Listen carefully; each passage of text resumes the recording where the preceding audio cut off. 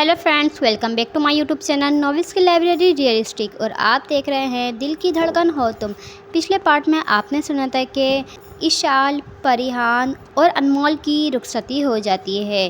परी, अहमर, अली और इशाल ये चारों बहुत ही खुश होते हैं। दूसरी तरफ अजलान अनमोल के साथ बहुत ही बुरा रवैया रखता है। अब उससे आगे मुस्तफ़ा साहब ने वलीमा पोस्टपोन करने का फैसला किया था। स्कूल में होने वाले वाक़ये ने सबकी रूह को झंझोड़ कर रख दिया था। न्यूज़ देखकर कुलसुम बेगम की तबीयत बिगड़ी थी। न्यूज़ में बार बार छोटे छोटे 5 से 10 साल बच्चों की तस्वीरें दिखाई जा रही थी। खून में लथपथ मासूम सी जानें कुर्बान हुई थी इस वतन पर। माएँ बच्चों के कफन में लिपटे वजूद को सीने से लगा लगा कर रो रही थीं और ये सब करवाने वालों को बदुआएं दे रही थीं। इनके लगते जिगर कफन में लिपटे साकित थे। न कोई जिद, न कोई कलखारी, न कोई फरमाइश। वो तो सुकून से अपने माँ बाप को बेसुकून कर कर चले गए थे। उनकी जिंदगियां उजड़ चुकी थीं। हमारी खाक से खुशबू वतन की आएगी, हमारी खून इस मिट्टी के रंग में शामिल है। वो कहता था, मैं जीत गया तो मेरी कौम जीत जाएगी, अगर हार गया तो मेरे पास हारने को है ही क्या। वो नहीं हारा, पाकिस्तान हार गया। Today is the dark day of Pakistan. सारी खुशियां मिला के देखी भी मैंने, तेरे जाने का दुख सबसे ज्यादा निकला। सारी ज़रबें तकसीम करके देखी, मेरा कुल असासा फिर भी सिर्फ तू निकला। माओ की आवाज़। अनमोल सुबह सवेरे उठी थी, या यूं कहना बेहतर होगा कि उसको रात भर नींद ही नहीं आई थी। घर वाले सो रहे थे तो उसने अपने लिए चाय बनाई और हॉल में ही सबका इंतजार करने लगी, क्योंकि कमरे में घुटन सी महसूस हो रही थी। कार्टून देखने के लिए जैसे ही टीवी चलाया तो सांस सीने में ही अटक गई। कुछ ही देर में इब्राहिम साहब और हसन साहब जागे थे। परेशानी के आलम में बाहर आए तो अनमोल को न्यूज़ देखते हुए देखा। अनमोल तो इतनी रोए जा रही थी कि उसकी हिचकियां बंद हो चुकी थीं। कुलसुम बेगम और दानिया बेगम भी हॉल में आ गई थीं। उनकी भी हालत अनमोल से मुख्तलिफ ना थी।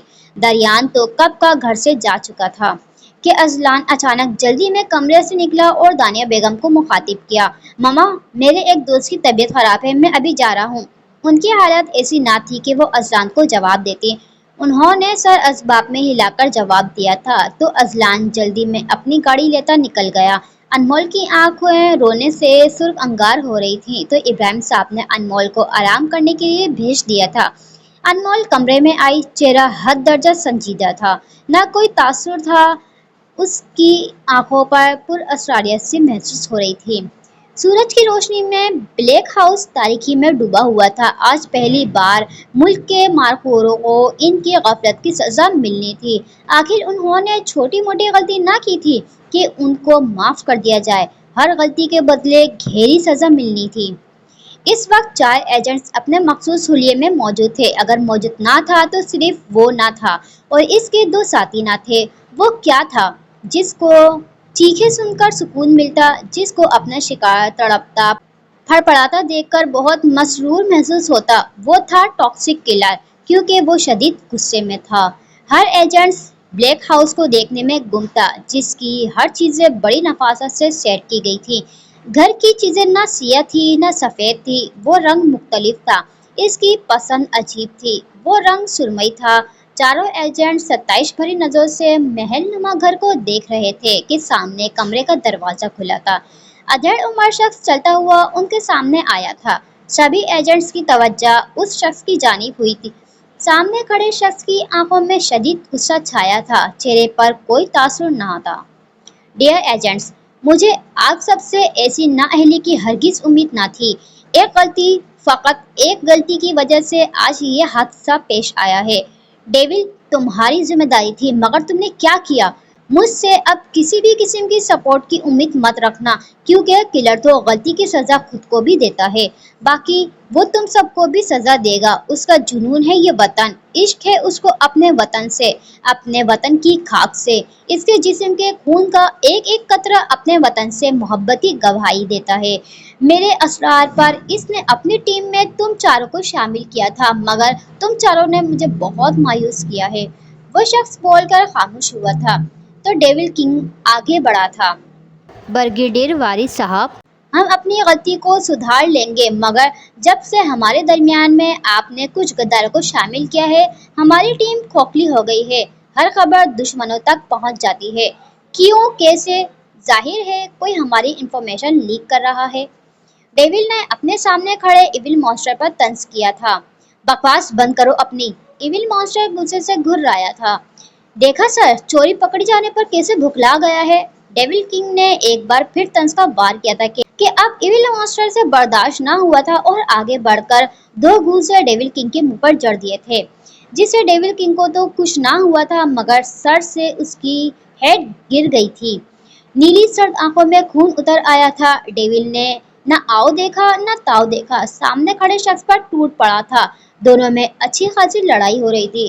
ریبل اور سپاہی ہیکر دونوں کو روکنے کے لیے آگے بڑھ ہی رہے تھے کہ سامنے سے والد صاحب نے روک دیا تھا، کیونکہ ڈیول کو سمجھانا بیکار تھا اور ایول کو اس وقت روکنا مشکل تھا۔ ڈیول کنگ نے ہر بار ایول مانسٹر کے چہرے کو نشانہ بنایا تھا اور آخر کار اس کے چہرے سے نقاب اتر چکا تھا۔ اس کی سیاہ چمکتی آنکھیں دیکھ کر تینوں کو حیرت کا جھٹکا لگا تھا۔ تم دونوں ایک ساتھ بولے تھے۔ ازلان اور سالار دونوں ایک دوسرے کو دیکھ کر تھمے تھے۔ ریبل اور سپاہی ہیکر کو بھی جھٹکا لگا تھا۔ سالار ایول مانسٹر، جو کہ ایک سفاک گینگسٹر کے نام سے جانا جاتا ہے، وہ تم ہو؟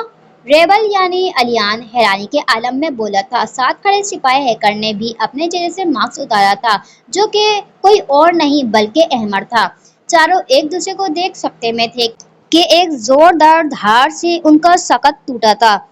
چاروں نے والد صاحب کی طرف دیکھا تھا تو سامنے ہٹے تھے۔ ان کے سامنے وہ کوفر سے چلتا آ رہا تھا، ہاتھ میں سفید رنگ کے شیر کی زنجیر تھامے، ہر سو پراسراریت پھیلائے مضبوط قدم لیتا ان کی طرف بڑھ رہا تھا۔ اس کے پیچھے اس کے دو ساتھی تھی۔ آج بھی وہ تینوں گہری کالی رات مانند ہر سو خوف پھیلا رہے تھے۔ ہال میں موجود سرمئی رنگ کی شاہی کرسی پر بیٹھا تھا۔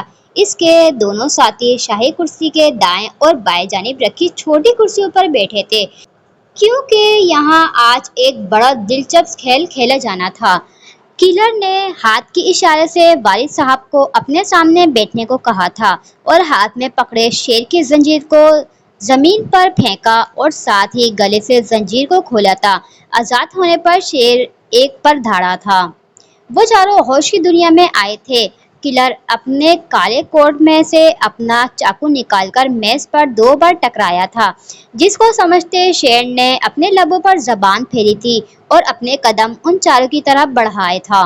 دیکھتے ہی دیکھتے شیرو ان پر جھپٹا تھا مگر ڈیول اور ایول بے وقت وہاں سے ہٹے تھے۔ شیر اب ریبل اور سپاہی ہیکر کی طرف بڑھ رہا تھا۔ ریبل نے اپنی گن اور سپاہی ہیکر نے اپنا الیکٹرک لائٹر نکالا تھا مگر شیر نے چھلانگ لگاتے ہوئے ایول مانسٹر پر حملہ کیا تھا اور اس کی گردن زخمی کی تھی۔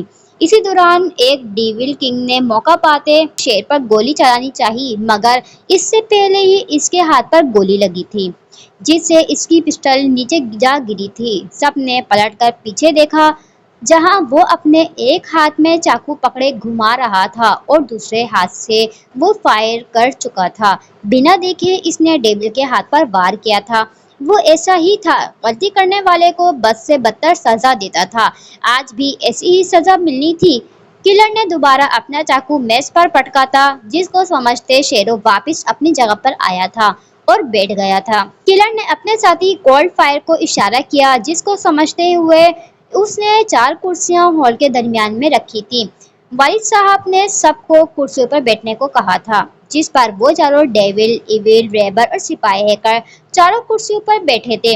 ہنٹر نے اپنے کوٹ کی جیب سے چاروں کا نشانہ لیتے ہوئے چھوٹے چھوٹے تیر پھینکے تھے جو سوئی کی مانند چاروں کے سینوں میں پیوست ہوئے تھے۔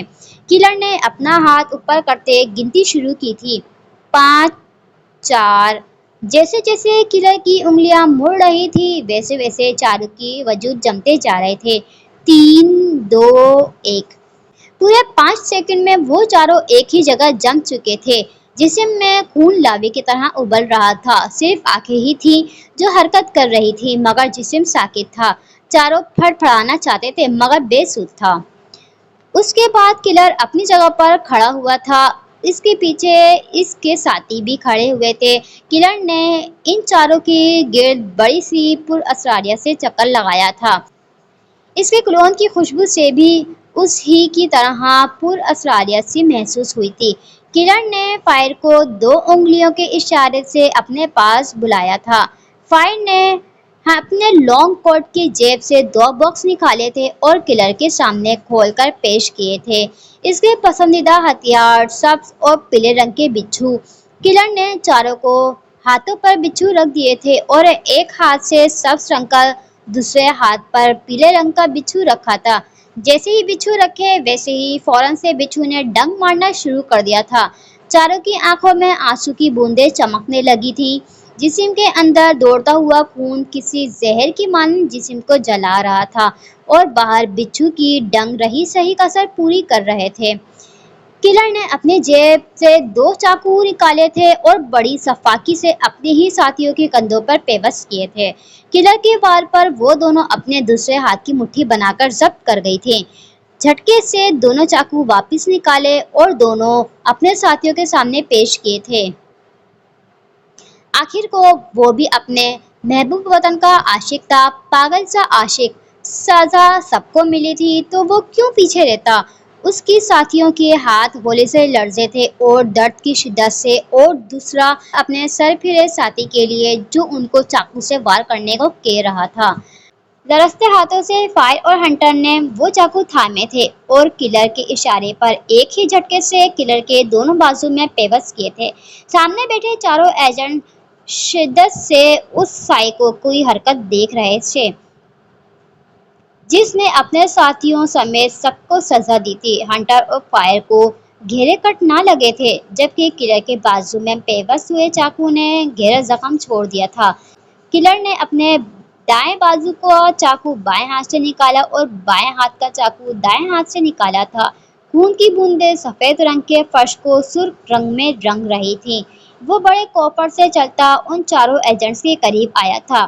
اس نے اپنے بچھو کو واپس ڈبے میں رکھا اور دوبارہ فائر کو دے دیا۔ آگے بڑھ کر کلر نے اپنے شیروں کی زنجیر تھامی اور اپنے ساتھیوں کو اپنے پیچھے آنے کا اشارہ کیا تھا۔ وہ واپس اسی کمرے کی جانب پلٹ گیا تھا جہاں سے وہ آیا تھا۔ پیچھے بیٹھے چاروں نفسوں کے ہاتھ پاؤں حرکت دینے لگے تھے۔ جسم میں چبھے پن کے زہر کا اثر کم ہونے لگا تھا۔ والد صاحب وہیں کے وہیں بیٹھے تھے۔ آدھے گھنٹے بعد چاروں پر سے زہر کا اثر ختم ہوا تھا۔ چاروں پسینے شرابو تھے۔ والد صاحب اٹھ کر چاروں کے قریب آئے تھے اور چاروں کو مخاطب کیا تھا۔ تم چاروں کی پہلی اور آخری غلطی تھی جس کی چھوٹی سی سزا دی گئی ہے۔ اگر دوبارہ غلطی سے بھی غلطی ہوئی تو اس کی سزا صرف موت ہے، موت۔ وہ بول کر دروازے کی جانب بڑھ گئے۔ اس اسٹوری کو یہیں پر ہی اینڈ کرتے ہیں۔ نیکسٹ پارٹ میں دیکھتے ہیں آگے کیا ہوگا۔ میرے ساتھ جڑے رہیے۔ اسٹوری اچھی لگی تو پلیز لائک کریے گا، شیئر کریے گا اینڈ سبسکرائب کرنا نہ بھولیے گا۔ ہم ملتے ہیں آپ سے نیکسٹ ویڈیو میں، تب تک آپ سب لوگ اپنا بہت سارا خیال رکھیے۔ اللہ حافظ۔